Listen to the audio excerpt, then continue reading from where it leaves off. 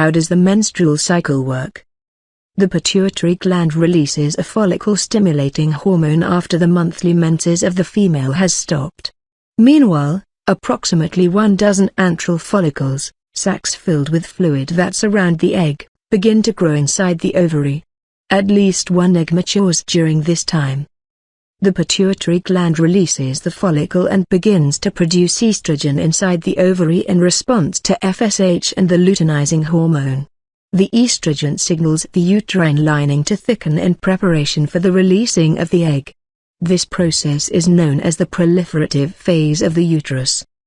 One follicle normally grows more quickly than the others, producing additional estrogen, bringing about a decrease in the level of FSH and causing the smaller follicles to stop growing. This leads the pituitary gland to release a large amount of LH, which makes the egg inside the prevailing follicle mature. Then the follicle bursts, releasing the egg. The egg then enters one of the fallopian tubes. This process is known as ovulation.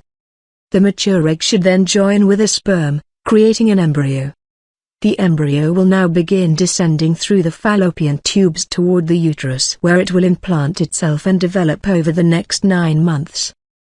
The remaining part of the follicle, known as the corpus luteum, begins producing progesterone. This chemical helps the embryo implant correctly in the lining of the womb so that it can grow. For the female body to mature an egg and release it, it typically takes about 10 to 14 days. For most women, ovulation normally occurs between day 10 and day 14 after the beginning of her last period. To learn more about pregnancy and how to become pregnant, click the link below this video.